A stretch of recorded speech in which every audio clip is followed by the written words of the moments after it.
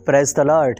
आज का प्रश्न है, क्या मसीही विश्वासियों के पास शैतान को डांटने का अधिकार है?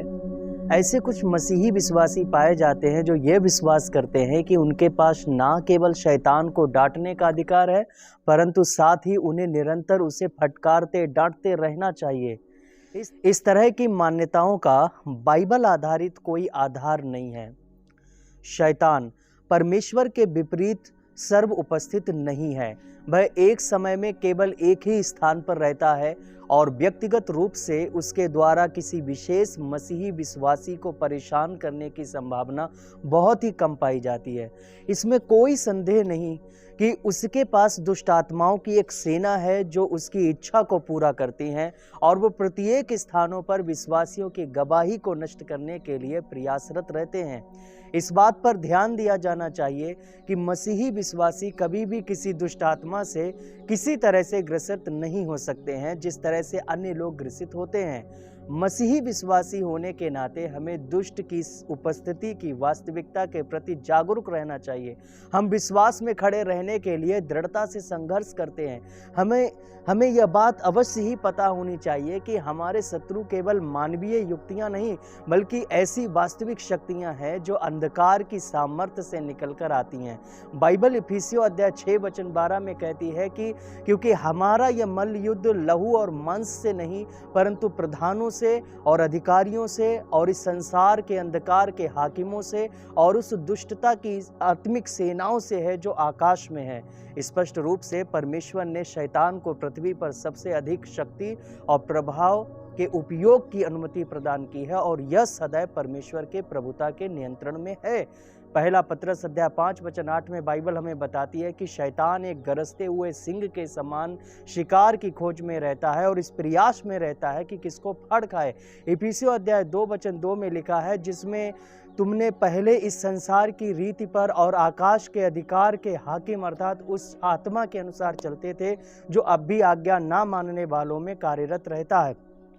शैतान उन लोगों के मन में कार्यरत रहता है जो परमेश्वर की आज्ञा को पालन करने से इनकार कर देते हैं।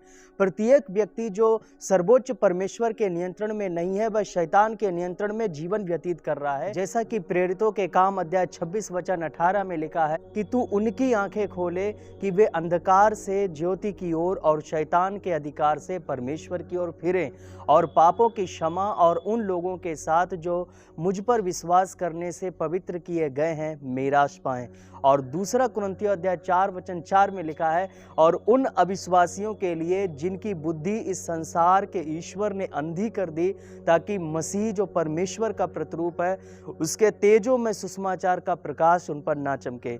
लेकिन रोमियो अध्याय 6:6-7 के अनुसार नया जन्म पाए हुए मसीही विश्वासी पाप या शैतान के दासत्व में अब और अधिक नहीं रह जाते हैं, क्योंकि लिखा है, हम जानते हैं कि हमारा पुराना मनुष्यत्व उसके साथ क्रूस पर चढ़ाया गया ताकि पाप का शरीर व्यर्थ हो जाए और हम आगे को पाप के दासत्व में ना रहें, क्योंकि जो मर गया वह पाप से छूटकर धर्मी ठहरा। परंतु इसका अर्थ यह नहीं है कि हमारे सामने आने वाली परीक्षाओं का हम पर कोई प्रभाव नहीं होगा।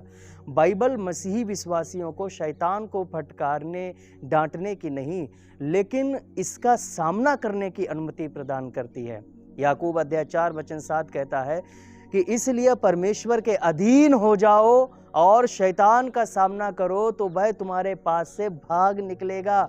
जकरिया अध्याय 3:2 में हमें बताता है कि शैतान को डांटने का कार्य परमेश्वर का है।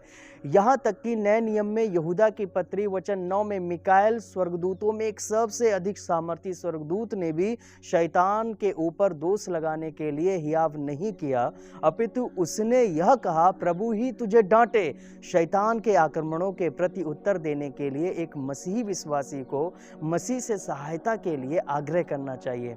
शैतान को पराजित करने के ऊपर ध्यान करने की अपेक्षा हमें मसीह का अनुसरण करने के ऊपर ध्यान केंद्रित करना चाहिए और भरोसा करना चाहिए कि यीशु ही बुराई की शक्तियों को पराजित करेगा। एक मसीही विश्वासी के लिए शैतान को डांटना आवश्यक नहीं है, क्योंकि परमेश्वर ने हमें दुष्ट के विरुद्ध खड़े होने के लिए अपने पूरे शस्त्रों को प्रदान किया है, जिन्हें आप बाइबल में इफिसियों अध्याय 6:10-18 में पढ़ लेना। शैतान के विरुद्ध दिए हुए हथियारों में सबसे अधिक प्रभावशाली हथियार हमारा विश्वास, बुद्धि और परमेश्वर और उसके वचन के बारे में हमारा ज्ञान है। जब मसीह की परीक्षा शैतान के द्वारा ली जा रही थी, तब उसने उसे पवित्र शास्त्र से ही उत्तर दिया था। आत्मिक विषयों में जय को प्राप्त करने के लिए हमें एक शुद्ध विवेक और अपने विचारों के ऊपर नियंत्रण को सदैव अपने में बनाए रखना होगा। और दूसरा कुरिन्थियों अध्याय 10 वचन 3 से 5 में लिखा है, क्योंकि यद्यपि हम शरीर में चलते फिरते हैं तो भी शरीर के अनुसार नहीं लड़ते, क्योंकि हमारी लड़ाई के हथियार शारीरिक नहीं पर गढ़ों को ढा देने के लिए परमेश्वर के द्वारा सामर्थी हैं। इसलिए हम कल्पनाओं को और हर एक ऊंची बात को जो परमेश्वर की पहचान के विरोध में उठती है खंडन करते हैं और हर एक भावना को कैद करके मसीह की आज्ञाकारी बना देते हैं। प्रभु आपको आशीष दें।